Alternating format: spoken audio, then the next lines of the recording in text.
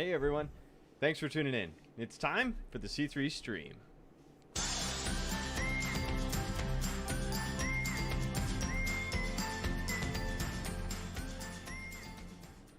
Bum bum bum bum bum.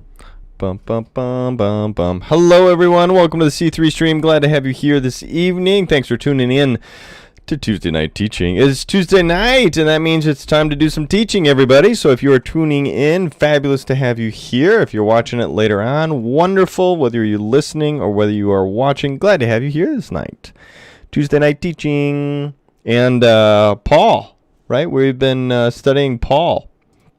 So we've been studying Paul for, this is week 6 of an overview of the Apostle Paul. So I got my tea. I'm kind of sniffly tonight. I have my just in case Kleenex. I did a valuable lesson as a father today. I taught my girls that when Kleenex is not at hand, you always have toilet paper. And we're potty training my 2-year-old. She was very confused. I hope I did not make it more complicated for her, but she might be a little confused in the days to come. But that's okay. We'll figure it out. So glad to have you here. Week 6. This evening, I almost said this morning. This evening, we have to start off tonight with a. I have to do a public confession tonight. I have to start off with some pastoral confession. It's a good thing we're a grace place as a church body. We're about grace. We're about Jesus, because I have to start off tonight with a public apology and confession to one of my dear friends. It is in relation to our upcoming series that we are going to be doing, Divine Drama. I have a series of these books. I am tapped out, guys. And so if you did email me or message me asking me for a book, I do have a book for you. I have exactly the right number that I need, I believe it is. And I have to reach out to you guys now, each one by one, and figure out how to get these to you. And so my public apology has to go out to Karen Hassman, who did that proactively with me. Karen, you're amazing. And then I did not follow through and have these waiting for you like I said I would. So I'm sure you went to the place where I said they would be, and then they weren't there. So I got to follow up with you guys. If you asked for one of the books, I do have a series of books. Good news as well. Starting off with a God story. Maybe that's a good way to do it. This is a series that we're going to be doing coming up in the next 2 weeks, probably a week or two. Tonight we have to see how far we get with the Apostle Paul. We may finish, maybe. We'll see. We'll see how fast we go. But the next series that we're going to be doing is something called Divine Drama, guys. I've been talking about it for a couple of weeks. If you are interested in tagging along with us, it's going to be a long overview of the Bible. Okay, so we're going to go much more in depth than we did this past spring. This past spring we did an overview of the Bible. We did it in like 7-8 weeks. This is going to be stretched out. This is going to be much longer, much more grand, looking at thematically the different stories and themes within the biblical narrative. So we're going to be kicking that off as soon as we wrap up with the Paul stuff. But we all agreed last week. You guys told me you don't want me to rush Paul. So I'm not rushing Paul. So we're taking the extra time. We do want to go slow. But if you did reach out to me and ask if I have copies of those student editions for you, I do. If anybody wants to drop, I can. Sure, they'll find their way into somebody's hands. Okay. So if you wanted one and didn't reach out to me, message me anyway, so that just in case for whatever reason. And I'm trying to work on seeing if I can get more copies. I might be able to get digital copies, depending on I'm working with the gentleman who's the publishing house, who owns the rights to it. So, anyways, okay, enough gabbing. Here we go. You guys ready to talk about Paul tonight? Time to talk about Paul. Time to talk about Paul. Boom. Look at that. The third mission and arrest. Dun dun dun. All right. Oh, see? It's just the sniffles. It's just the allergies. Do you guys have allergies? Oh, I'm sorry. The allergies. That's why I'm drinking so much tea right now, too. So where we left off in the story of Paul was concluding his second missionary journey. we've been spending a lot of time directly in the scriptures. We're going to continue to do that, guys. So if you do have a Bible nearby and you want to grab one, great. We kind of left off right around chapter 19. The heading that I have actually for chapter 19 begins with Paul's third missionary journey. So just a quick recap, if you will.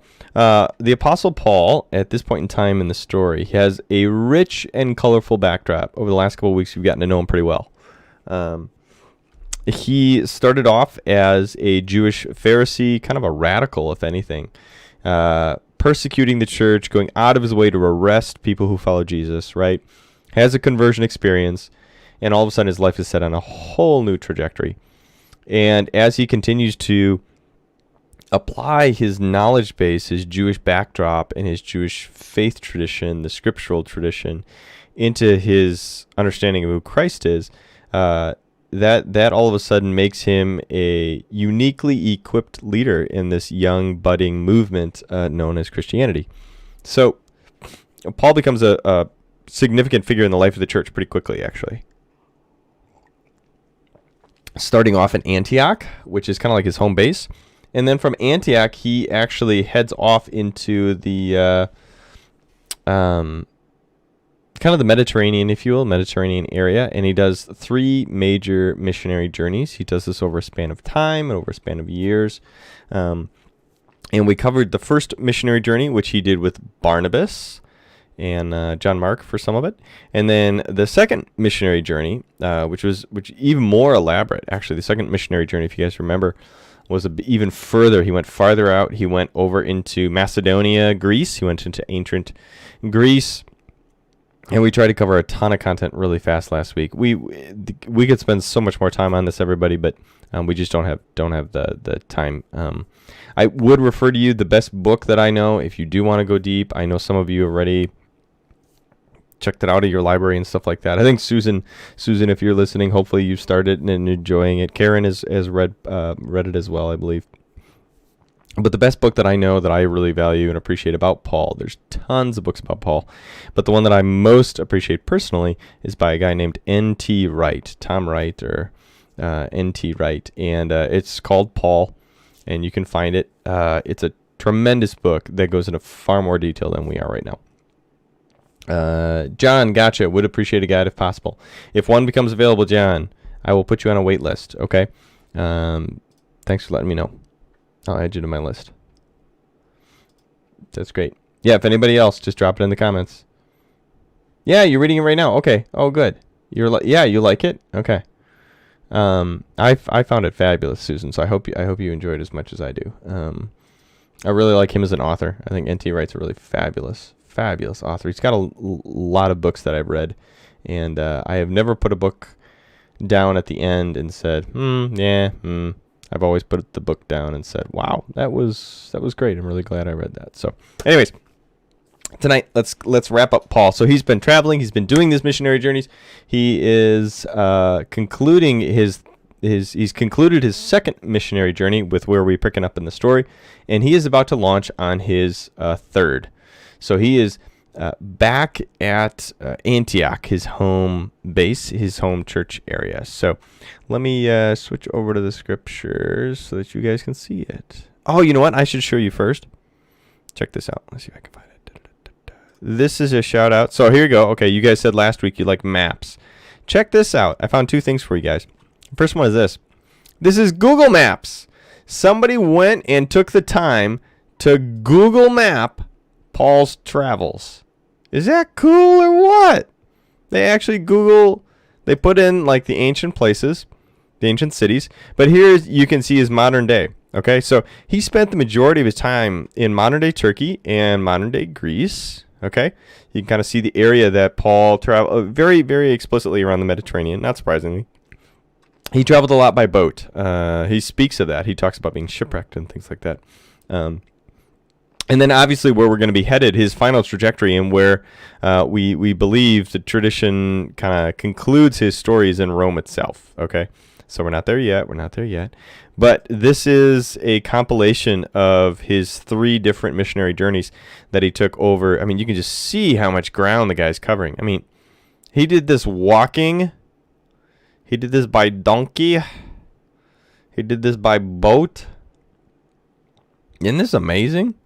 I can't believe somebody put all this together. You can see. Okay, so there's Israel. There's Jerusalem. Walking north. This would have been where ancient Antioch would have been in. Right there for you guys. Yeah, right there. And then his hometown would have been over here. Tarsus. That would have been Tarsus is his hometown. So you can see they traveled around the island of Cyprus. I just was blown away that somebody put this in here. Isn't that cool? So then, because Joe, somebody tagged Joe. Joe, I got to tag you. Joe Morrow asked me, how many miles do we think he traveled? Well, guess what? I looked it up. So I found a couple different things. And the one that I thought was by far the coolest and most helpful is this. For those of you who are curious, over the course of these 3 journeys, how, like literally physically, how far did Paul travel? Well, I found this website. I take it with a grain of salt, everybody. I just Googled and started looking up articles, okay? So none of my commentaries really had any answers for me. I have a host of commentaries and biblical materials. I could not find any that would directly and succinctly answer my question of how many miles and how much ground did he cover. But then I found this, and I was just intrigued by it, all right? So take it with a grain of salt, everybody. Again, I can't qualify it. This has got a big old asterisk, and yet. So this site claims, openbible.info claims, I've never been to this website before, but it claims that Stanford University unveiled this program that calculates time, energy, cost, things like that related to the ancient world in AD 200. Okay, so that would have been, Paul's ministry would have been taken between like 30 and 70 AD. Okay, so this is close. This is close. I'm impressed by this. This is close. This is pretty amazing. And apparently this guy who wrote this blog, this article, used this Orbis program that Stanford put together and punched in Paul's travels and just to get some estimates and an idea. And he's got some disclaimers and raw materials and all sorts of other stuff that he puts in here. But here's what I find kind of succinctly and most interesting. Here you go. On his first journey, according to the program, this is using Roman roads. Okay, so the roads that we kind of figured out Rome would have established. Paul would have traveled on his first missionary journey alone over 1,500 miles. That's pretty incredible. And that traveling would have taken at least 50-some days just for travel. That's not like hanging out and actually preaching and teaching, but just travel. Okay, now look at this. Second missionary journey, 3,000 miles. Woo! 3,000 miles he would have traveled, and it would have taken him, just for traveling alone, 100 days. And based on walking and sailing, etc., etc., etc. The third journey is a little bit more mileage, but he does more by boat in the third journey. So a little less time on land, more time in the boat. And estimated again 3,300 miles, and then his final journey to Rome is 2,300 miles. Everything that I was able to find all said conclusively, yeah, he broke he's close to or broken the 10,000 mile marker. That in his life, and specifically tied to his journeys for missionary, planting churches, doing the church thing, he would have traveled somewhere in the neighborhood of like 10,000 miles in the ancient world. Is that crazy or what? That's incredible. 10,000 miles. The majority of which primarily by foot traffic and by boat. We have no allusions in the scriptures itself to suggest that he rode a donkey, during all of this, or had a horse or anything. We don't really know that much. We have the road to Damascus experience, but as a whole, he doesn't really say like, I had my trusty steed with me. It's much more likely that he would have walked and perhaps had rotating animals that would have assisted him, or wagons. But pretty cool. So there you go. I tried, guys. When you ask, I try to follow up. That's a lot. Man, 10,000 miles. That's incredible. Okay. Now let's get into the scripture. Here we go. Acts 19. I'm picking up on Acts 19. And I'm going to let's see. Let's tag Joe. Joe Morrow. Can I tag you this way? Oh, I'll tag you later. All right, I tried. Joe, there you go. 10,000 miles or so. Okay. Hopefully you heard that. Okay. 19. You guys there? Chapter 19. Paul's third missionary journey. So here he starts off again. And in his third missionary journey, Paul starts and begins his journey from Antioch, as always. That's his home base. And it tells us Apollos was in Corinth. And if you remember, Apollos from last week is this preacher and teacher who knew about John the Baptist and knew a little bit about this call to repentance that was taking place with John, the anticipation of the Messiah. And then two other guys, a guy and a gal, two other people, whom Paul had spent time with, Priscilla and Aquila, who had really partnered with Paul in some pretty substantial ways, actually. Take him aside in Corinth and explain a little bit more thoroughly the Messiah. Jesus had come, and the fulfillment of what Paul had been describing in his missionary teachings, that Jesus is that Messiah, right? So it begins chapter 19 by saying, while Apollos was in Corinth, so while this guy is in Corinth preaching and teaching and now understands who Jesus is, and with the help of Priscilla and Aquila, Paul starts traveling as well. So Paul started the church in Corinth, and then Apollos comes along and helps it. We actually find in one of Paul's letters to the Corinthians that there is some consternation and some factions and infighting that goes on within Corinth. And some people really like Apollos, some people really like Paul, and et cetera, et cetera. It gets really messy, actually. The early church was super messy. We never really talk about it. In fact, if anything, we have to be careful because the early church can be held up as kind of this pinnacle. Acts chapter 2 is often really quoted as like a utopian concept, but from the get-go, the early church was filled with broken people, and it got messy. You'll see more tonight about that. So, okay. While Apollos was in Corinth, Paul traveled through the interior regions until he reached Ephesus on the coast. And then there's this kind of bizarre story that has to do with the Holy Spirit over and against the baptism of John, which we just mentioned before. And in the end, the short synopsis of it is that Paul spends some time with them. He preaches to them. He teaches them. He starts a church and continues to work in the town and in the place of Ephesus. So very quickly, in like one verse or so, Paul traveled through the interior regions until he reached Ephesus. That's really far. Okay, let me show you. Go back to the map. Nope, that's the second missionary journey. There's the third. Okay, let me show you what I mean. Here you go. So there's Antioch on the right-hand side of your screen. Paul would have traveled up through Tarsus, his hometown, Derbe, Iconium, Lystra, Antioch, of a different Antioch. I know that's confusing. I'm sorry.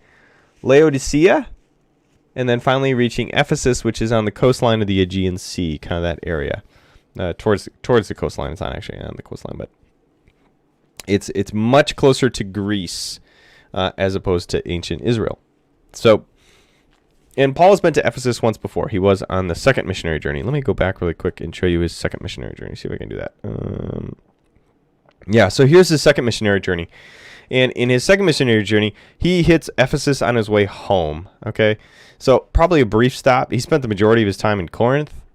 We learn that from his writings and from the book of Acts. But he spent the majority of time in Corinth as opposed to Ephesus when you compare the two. In the second missionary journey, he established churches in Philippi, which we get the letter to the Philippians, Thessalonica, 1st and 2nd Thessalonians, Corinth. He has a long description of an experience in Athens that's pretty famous in Acts. We didn't have really much time to spend on it last week, but here's his second missionary journey, okay? So he is in many ways retracing his steps, starting in Antioch, going to Tarsus, going to Derbe, going to Iconium, and then eventually up over to Troas. Well, here he just goes to Ephesus. Here is his third missionary journey where we're picking up in chapter 19.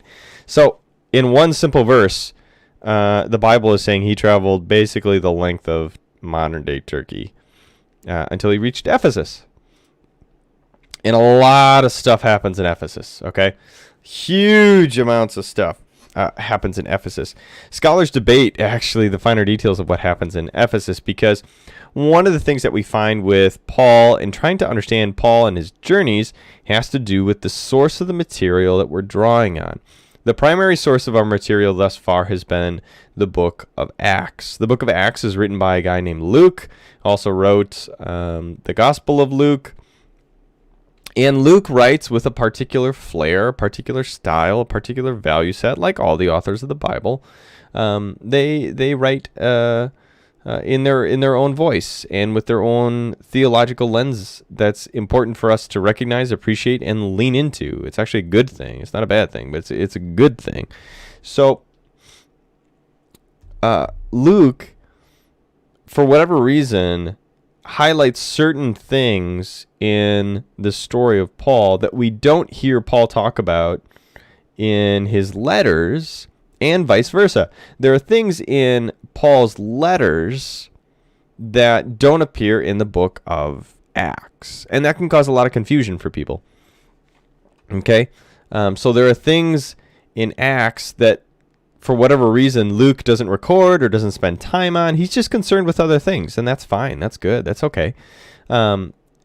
We have to hold up, though, Paul's direct letters and say, when Paul writes his letters, what was going on in the letters? What does he talk about in his letters? Because he refers to these towns and he refers to people in these towns and things like that. So we kind of have to do a little bit of sleuthing, a little bit of scholarship to put it together.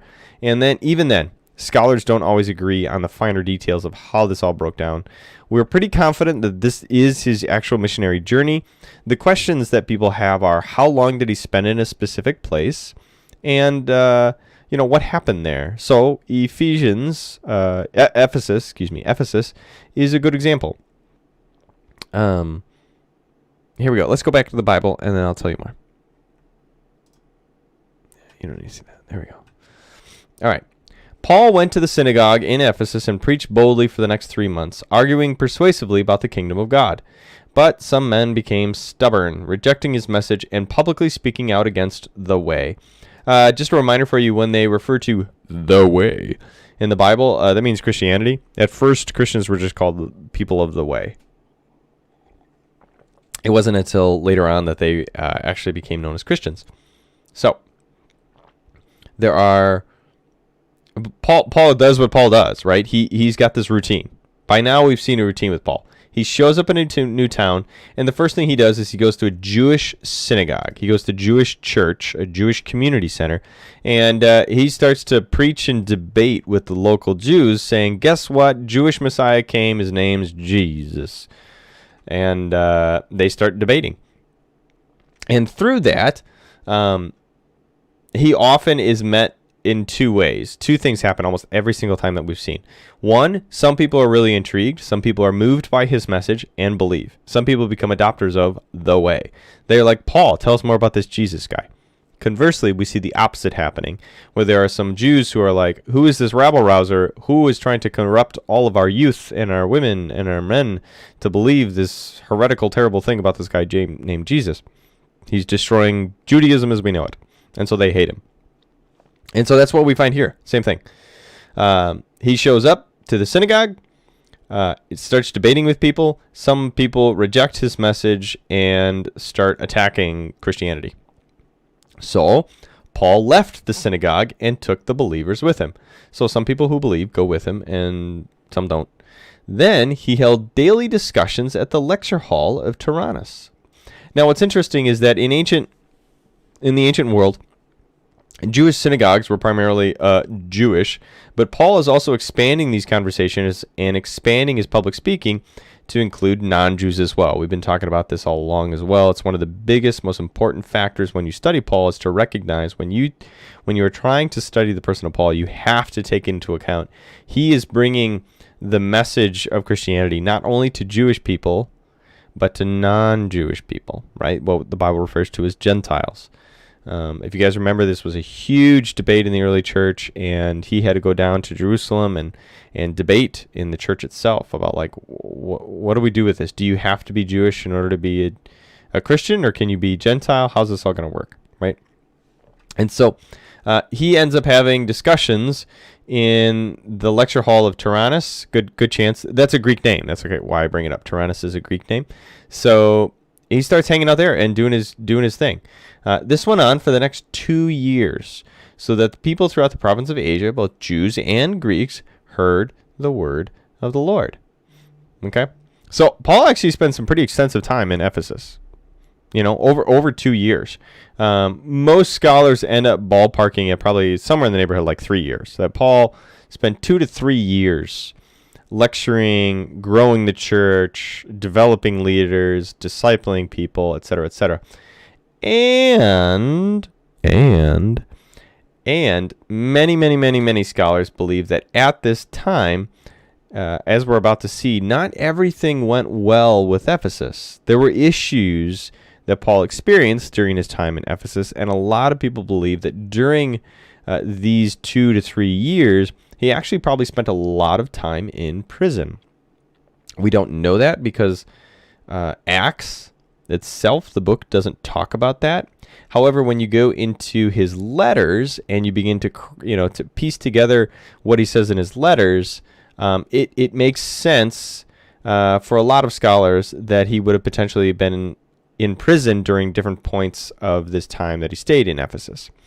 As we're about to find out, not everybody in Ephesus liked this guy. Both Jews and Greeks didn't like this guy. Okay. Now, in so much as Paul is doing this, preaching the word and really starting a major movement in Ephesus, God gave Paul the power to perform unusual miracles. When handkerchiefs or aprons that had merely touched his skin were placed on sick people, they were healed of the diseases, and evil spirits were expelled. Okay, so some incredible stuff starts to kind of confirm and provide a backdrop around what Paul is preaching and teaching and grabbing people's attention so that they are open to and excited about the message of Jesus.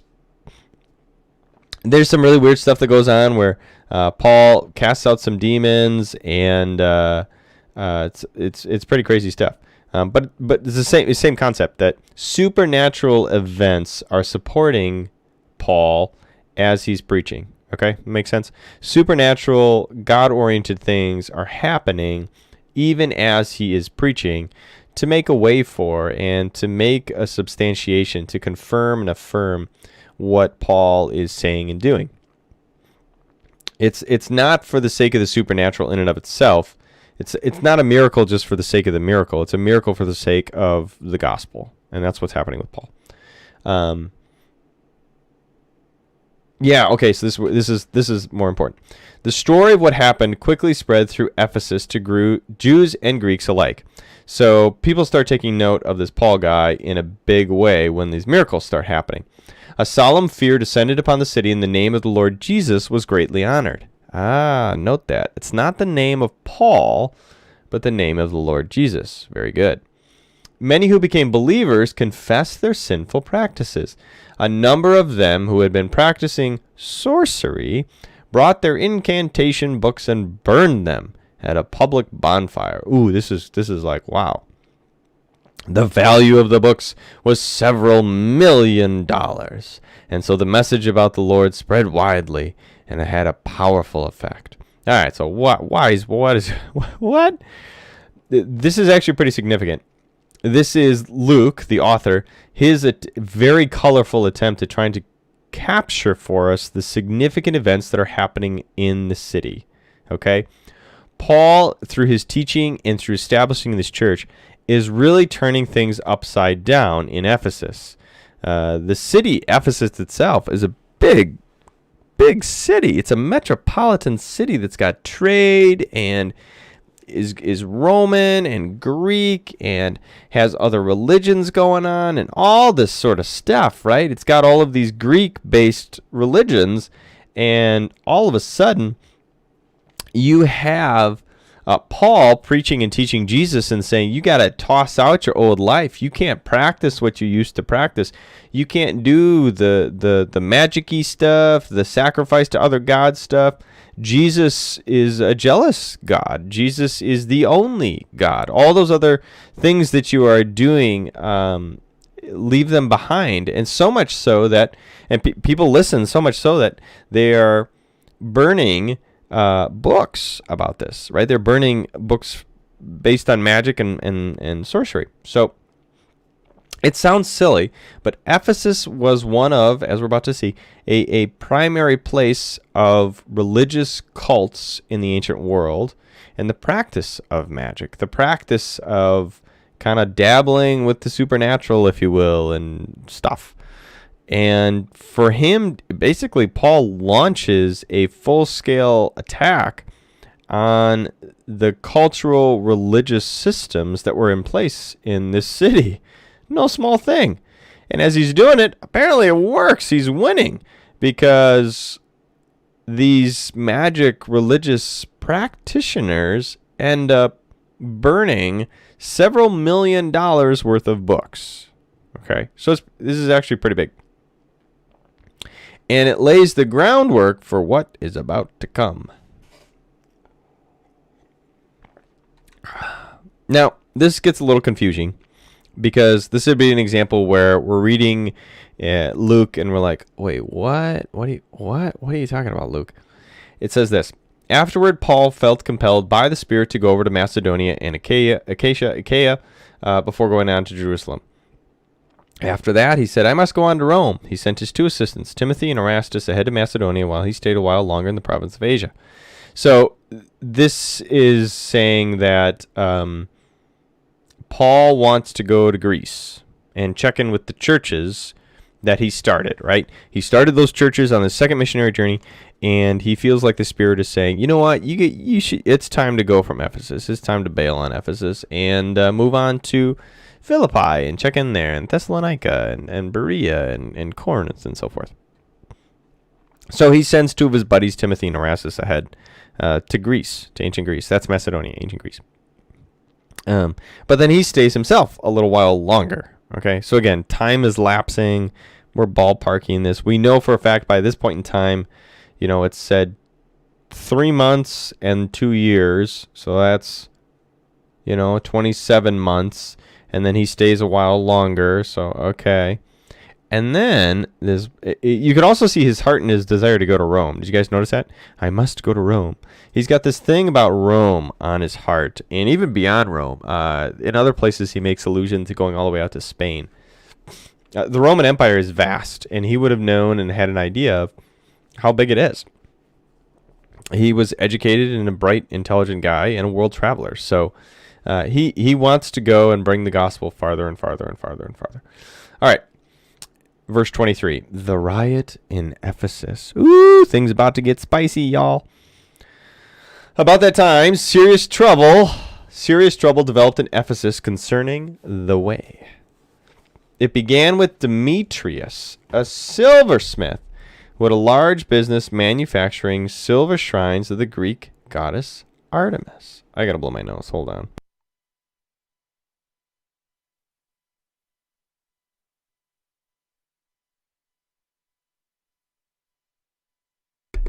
There we go. Much better. You didn't need to hear that. Ugh. We are real and authentic here on the C3 channel. You get me as I am, guys. Sniffles and all. Allergies. Okay. Who's this Demetrius guy and what's up with him? So Demetrius is a guy who in the local area is actually a pretty big deal. He's got a large business, and he's an idol maker. He makes little tchotchkes. You know what I'm talking about? Like, he makes little figurines for people so that when they come to visit Ephesus, he's the one supplying the tourist shops with the little idols for Artemis. You know? This is a huge industry. For them, this is big. I told you. Ephesus itself is one of the greatest ancient cities with religious cult activity in the ancient world. And as we find out, Artemis is otherwise known as Diana. Diana would be the Roman version. Artemis is the Greek goddess. Supposedly, she came from or started. Her religion was birthed in Ephesus, and so basically, Demetrius is a silversmith who makes little figurines of Artemis and does quite well, right? What's being suggested here, he does really well, and that this is a major industry for the city of Ephesus. And all of a sudden you got this Paul guy coming saying, yeah, Artemis ain't real. Time to worship Jesus. Burn your books, turn away from the false idols, and come to know the way. Demetrius looks at Paul and says, whoa, threat to my livelihood here. He's got a large business, manufacturing business. Okay? So, he gets the craftsmen all together, right? And he gives them a speech. He gets all the guys in Ephesus, all the businessmen in Ephesus who are tied in with, him and his influence. He goes to the Chamber of Commerce and starts railing on Paul and gets them all riled up. Gentlemen, you know that our wealth comes from this business. Right, so the city itself, he's saying, the city does well. Why does it does well? Why does the city of Ephesus as a whole do well? What's the, how certain cities are known for certain things? Detroit, cars. I don't know, whatever. Other cities are. Ephesus is known for Artemis and idols. But as you know and have seen and heard, this man Paul has persuaded many people that handmade gods aren't really gods at all. He's done this not only here in Ephesus, but throughout the entire province. So our exports are also being hit here, people. It's not only our ability to hit the local tourists who are coming to Ephesus, but when we start shipping off our little boxes of little figurines, this guy Paul is ruining our income in Antioch, Iconium, Derbe, Lystra, Laodicea, all over the place. Of course, I'm not just talking about the loss of public respect for our business. No, I'm also concerned that the temple of the great goddess Artemis will lose its influence, and that Artemis, this magnificent goddess worshipped throughout the province of Asia and all around the world, will be robbed of her great prestige. Right? So he's playing the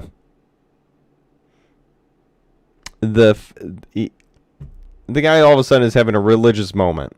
You know what I mean? It's not about the money. It's about Artemis.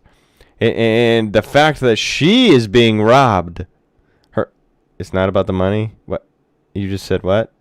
It's ironic. It's a play on words. It's funny. This is supposed to be funny in some regards.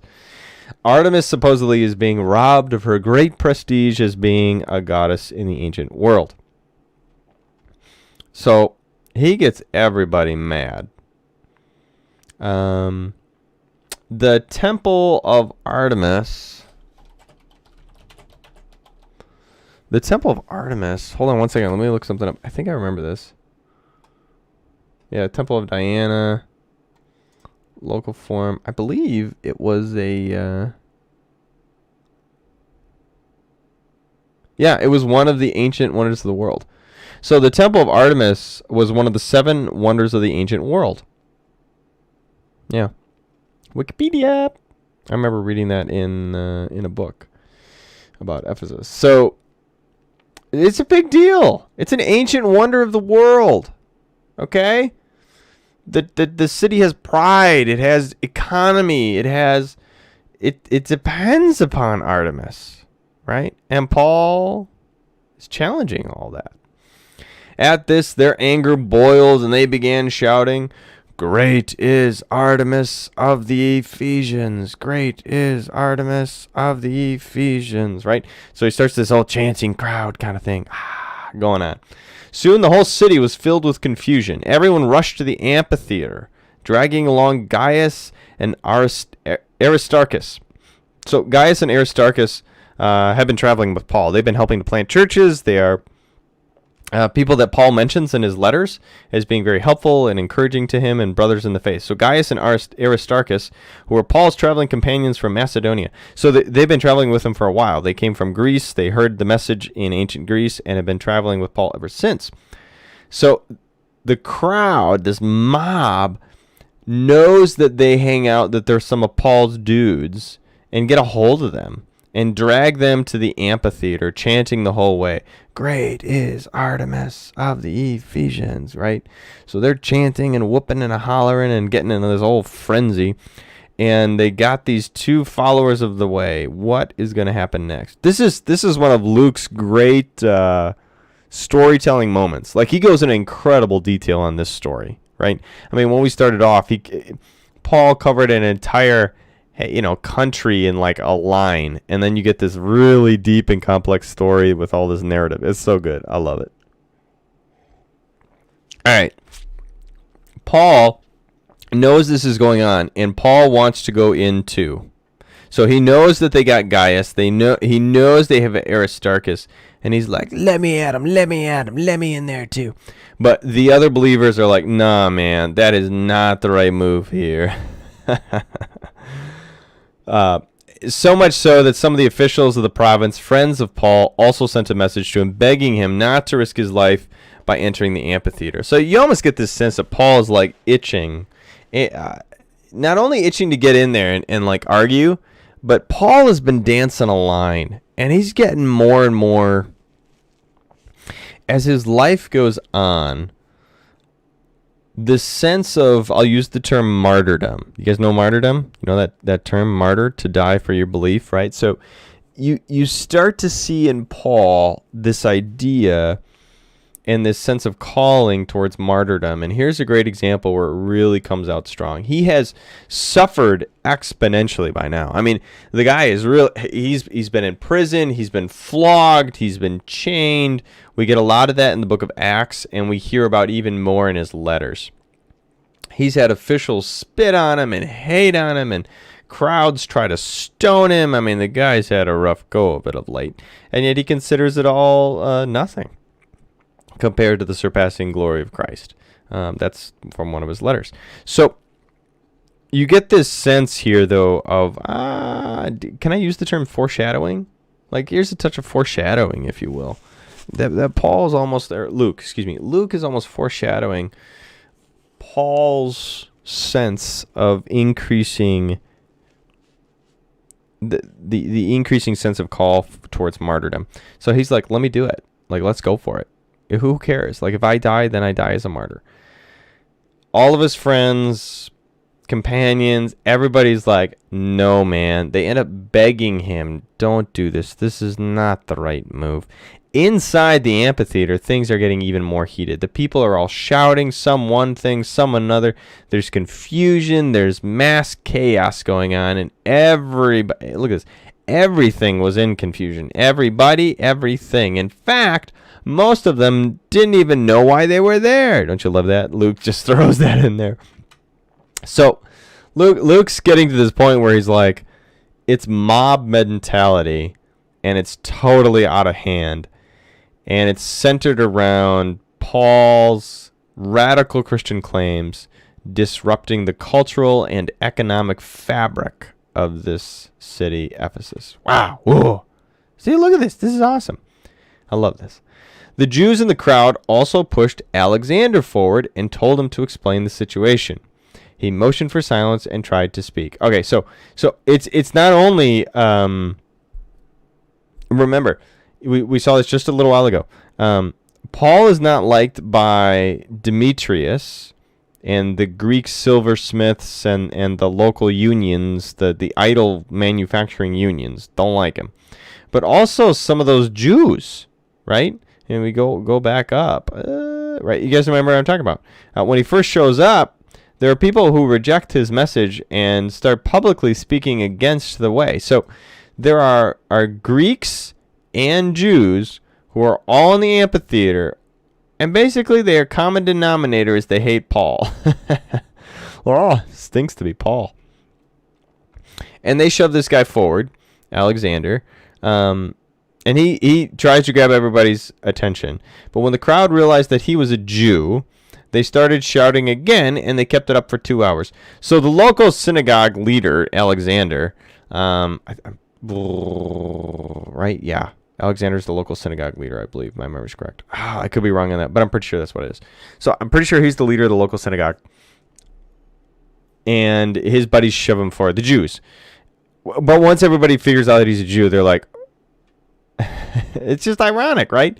They can't tell the difference between Paul and Alexander, so to speak, because Paul always embraced his Jewish identity, his Jewish heritage. So they don't want to hear anything that Alexander has to say. In fact, it only riles them up more. So now you have the Jews who are really mad, and the crowd won't listen to them.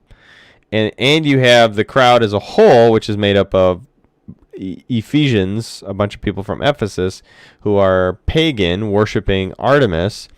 And all they do is keep shouting and chanting, "Great is Artemis of the Ephesians. Great is Artemis of the Ephesians." Man, this is so good. What a great narrative. Can you guys picture this stuff happening? Tell me you can picture this. At last, the mayor was able to quiet down and speak. Oh, okay. Alexander is the mayor? I'd have to look it up, guys, in detail. Sorry. I didn't prep that. All right. At last, the mayor was able to speak and get them to quiet down enough. "Citizens of Ephesus," he says, "everyone knows that Ephesus is the official guardian of the temple of the great Artemis, whose image fell down to us from heaven. Since this is an undeniable fact, you should stay calm and do not do anything rash. You have been brought these men here, but they have stolen nothing from the temple and have not spoken out against our goddess." All right, so here's the mayor trying to be like the rational guy, being like, y'all need to take a chill pill. Like, what do you, this is, we know something in our modern context about the dangers of rioting, right? And the violence and the destruction that can come along when people are, the blood is up, when their emotions are strong, a lot can happen. And you get a sense from this of like, whoa, you should stay calm, not do anything rash. You can hear almost a pleading in the mayor's voice of like, oh, don't trash the city.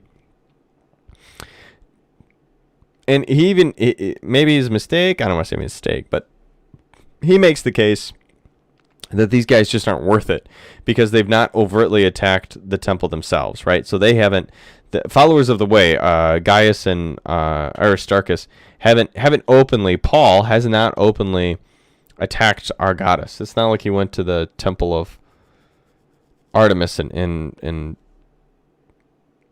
we have no record or reason to believe that he would have straight up to the temple and just started, spraying graffiti all over it or anything like that. So if Demetrius and his craftsmen have a case against them, the courts are in session and the officials can hear the case.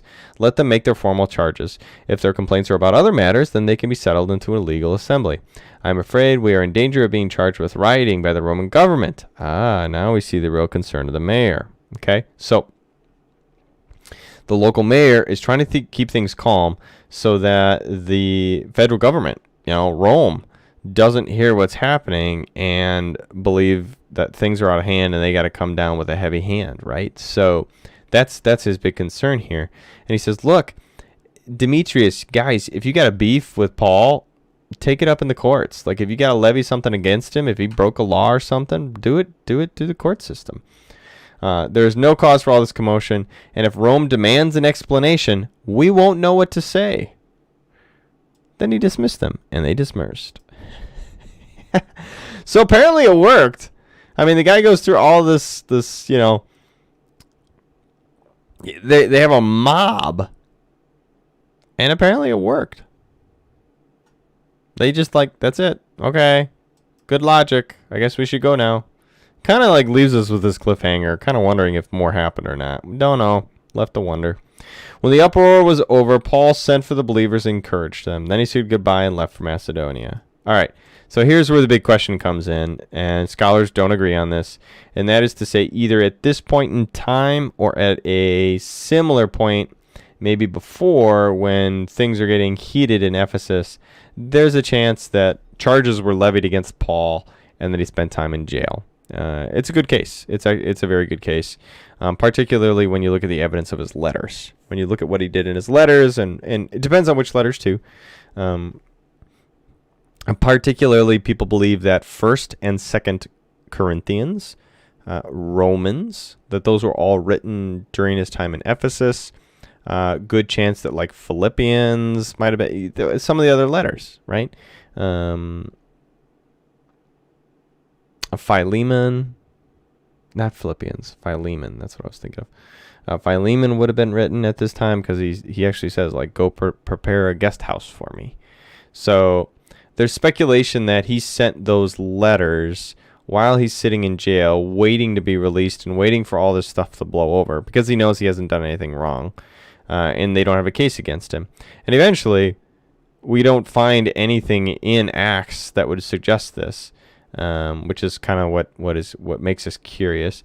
But regardless, in Acts, it picks up the story saying, all right, somehow, one way or another, whether or not he stayed in jail there, we know he was in jail in other places, he ends up packing it in and heading out farther across the Aegean. So that is arguably the biggest narrative that Luke carries in this part of Acts. That detail and the emphasis that he goes into around this event is extraordinary when you compare the rest of what Luke wrote. When the uproar was over, Paul sent for the believers, encouraged them. He said goodbye. He hightails it over to Macedonia, ancient Greece. While there, he encouraged the believers in all the towns he passed through. And then he traveled down to Greece, where he stayed for 3 months. Okay, I know that's confusing. What's the difference? Macedonia, Greece, don't worry about it. As far as you're concerned, I'm concerned, it's basically all ancient Greece. He would have gone through Philippi. He would have gone through... let's show you the map again. You guys want to see the map again? You guys like the maps. Here's the map. So he would have traveled, potentially up the coastline a little bit, up through Trous, which would have been his previous path, right? So he's treading past where he had been previously. If you look in the top left-hand part of your screen, you can see the Aegean Sea there. And he kind of does this, he bypasses...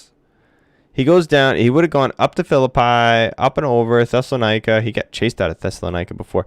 Berea is one of the places where he regularly makes a stop at. And then eventually he gets down to Corinth. Okay.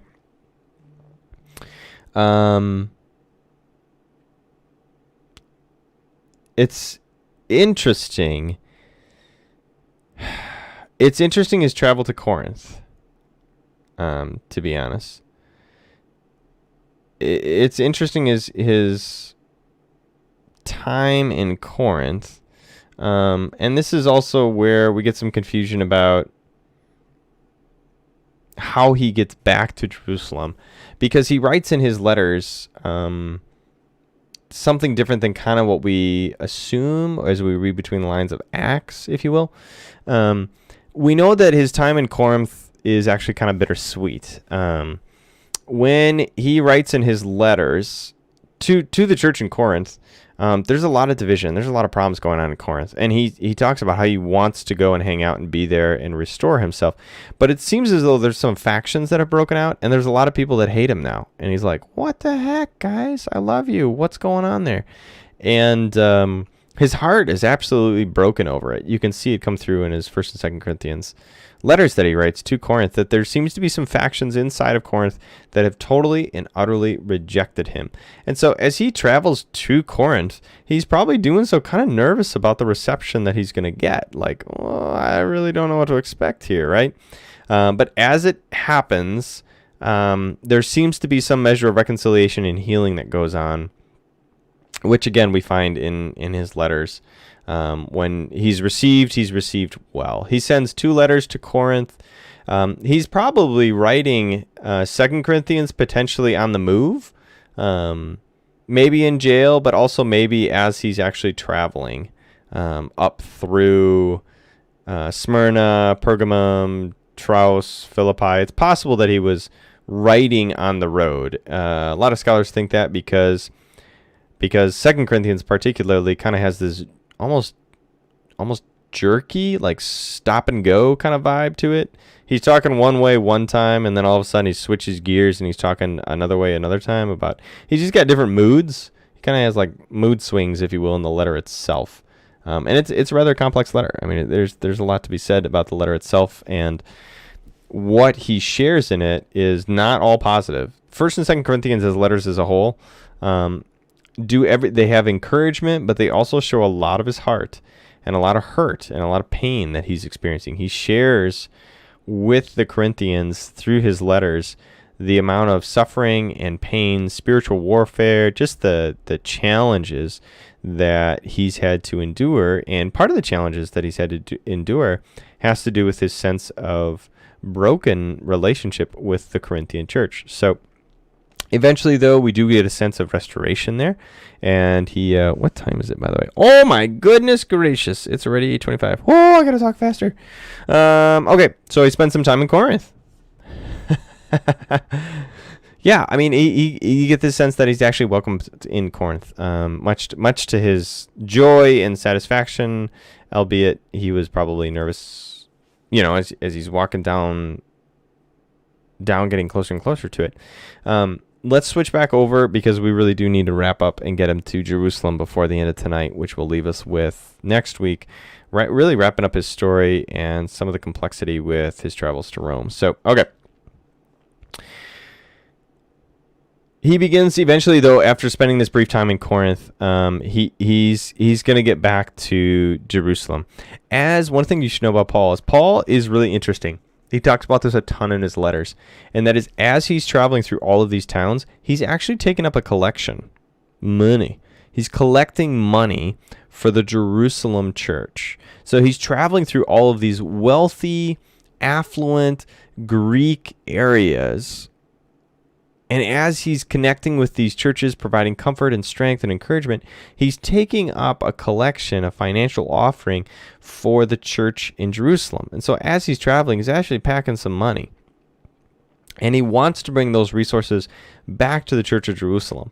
And in some cases, it's pretty humbling. He talks about how in some towns he goes through sometimes he'll go through this poor backwater town on his way to a big metropolis in Turkey and Greece. He'll go through a small town and they will offer up financially an incredible gift, right? And he's like, wow, this is amazing.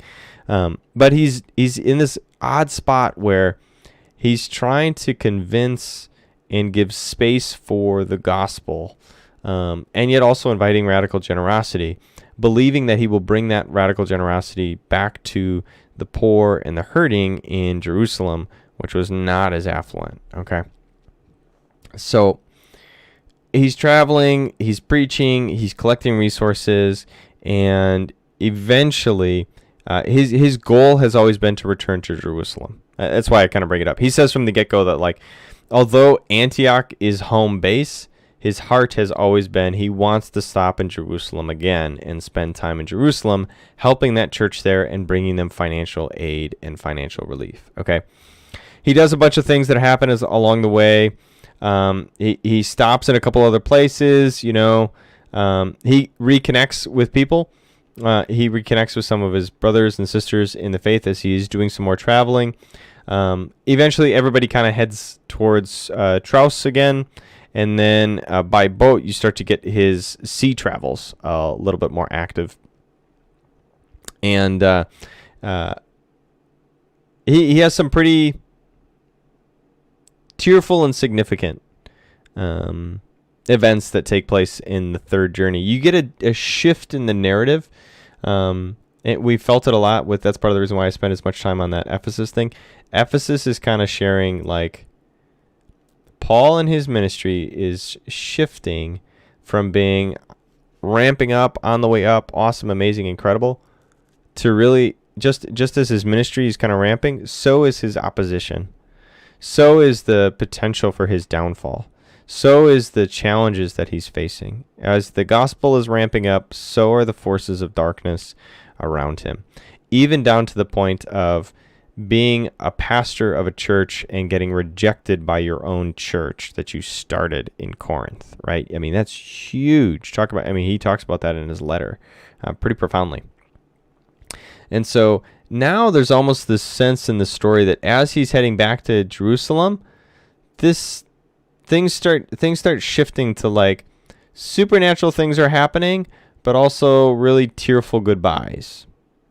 Okay? Supernatural, amazing, wonderful things are happening. He's got this thing where a guy falls out of a window. That's pretty crazy. A guy falls out of a window, and Paul brings him back to life. He falls out and dies, and Paul brings him back.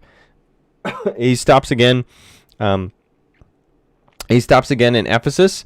Briefly, we get a sense that like he only wants to do a quick touch in Ephesus. Yeah, here we go. Paul had decided to sail on past Ephesus. I'm sorry, thank you. For he didn't want to spend any more time in the province of Asia. Thank you. Correction on my part. He got basically, Ephesus was not a good experience for him. So he got out of Ephesus. He has to go right by it. That's why he goes to Miletus or whatever. And yeah, he lands at Miletus. But this is what's important. He connects with the church in Ephesus. So he himself doesn't stop in Ephesus, but he asks the leaders of the church that he started and that he spent so much time there, 3 years he spent there. They take a foot traffic, head down to where he stops, the port that he stops. And he has this really significant parting. I don't know how to describe it. When they arrived, he declared, that from this day I set foot in the province of Asia until now I have done the Lord's work humbly and with many tears. Okay? I've endured many trials. I've endured the trials that came to me from the plots of the Jews. I never shrank back from telling you what you needed to hear, either publicly or in your homes. I've had one message for Jews and Greeks alike, the necessity of repenting from sin, turning to God, and having faith in the Lord Jesus Christ. Okay? So again, he's kind of like giving a farewell speech, Now I am bound by the Spirit to go to Jerusalem. I don't know what awaits me, except that the Holy Spirit tells me in city after city that jail and suffering lie ahead. That's it. Boom. Right there. He's getting a sense that as he continues to travel on this third and final missionary journey, the Holy Spirit is saying, Paul, things are going to get worse significantly. And yet, he's bound by the Spirit to go to Jerusalem, knowing that pain and suffering is in front of him. Okay? He puts it in a frame. My life is worth nothing to me unless I use it for finishing the work assigned to me by the Lord Jesus Christ, the good work. The work of telling others the good news about the wonderful grace of God. And so he goes on and on from there. Talking about building people up remember, here we go. For 3 years I was with you. That's why we think 2 to 3 years. For 3 years I was with you, my constant watch and care over you day and night, and my many tears for you. And now I entrust you to God, the message of his grace, who is able to build you up and give you an inheritance with all those he set apart for himself. I've never coveted anyone's silver or gold or their fine clothes. You know that these hands of mine have worked to supply my own needs, and even with the needs of those who were with me. Right? So he continued to do his tent making as he traveled. Missionaries do that. Missionaries, as they go to a location, it's very common for them to hold like a part-time or full-time job and then preach and teach at night and do their best to start a church. What you got to do. And it's tough. And yet, I've been a constant example of how you can help those in need by working hard. Again, in his letters, he gets into more detail about fundraising. It's fascinating. You should remember the words, it is more blessed than give to receive. When he finished, he knelt, he prayed with them all. They all cried and kissed him goodbye. They were sad. They were sad most of all because he had said that they would never see him again, and they escorted him down to the ship. Yeah. Okay. So this is basically the chapter 21 is he goes to Jerusalem. That's where we'll have to pick up next week because it's already 8:34. Hot dang! All right, we got through the third missionary journey though. All that's left is for him to show up in Jerusalem, and we'll take it from there. Like I said, previously, guys, we want to take this slow, steady, and make sure that we get the most out of this. You guys asked for that, so that's what I'm trying to do, trying to honor your request. But yeah, probably next week we might wrap up. We'll see again. We got to talk about his time in Jerusalem, and then what kind of happens from there as he makes his way eventually to the city and to his finishing his life in the city of Rome. So, but it's quite the story for him to even get to Rome, let me tell you. So there you go. Thanks for hanging out with me tonight, guys. Hope that was good for you. We got through the third missionary journey. It's always a blast to hang out and share this stuff with you. I love sharing with you on Tuesday nights all sorts of good, wonderful, fabulous teaching stuff. The Bible has a lot to say and a lot of great stuff for us to dive into and to better understand together. So thanks for being a part of that and investing your time tonight and being part of the C3 stream. So as always, guys, I'd like to give you a couple heads up on some stuff going around. There's a lot of things happening at Christ Church. Go to Dot Life to find out more, whether it be online stuff or on-site stuff. The biggest thing on-site coming up right now is the block party happening on Sunday night. Our children and youth programs are on full steam ahead this coming Sunday. If you've been in church, you've heard that. Just a reminder to come and join us for that. This coming Sunday, 8 o'clock, 9 o'clock, and 10:30, you can join us for church. As always, we're starting a new sermon series called Salt and Light. And so it's going to be, I'll be kicking it off myself teaching and preaching this coming Sunday. But don't wait to tune in until Sunday. Come join me the Thursday morning at 7:30 a.m. as always for a Thursday morning meditation. Hopefully you liked hanging out and joining me for Tuesday night teaching. Both are great. They are very different, but both are wonderful. So thanks for being here tonight. God bless as you head into the rest of your day. We'll pick it up next week with more Paul for Tuesday night teaching, but I hope to see you Thursday morning for meditation. If not, then definitely Sunday morning, 8 o'clock, 9 o'clock, 10:30, Salt and Light. Hope you'll be there. Sounds good. God bless.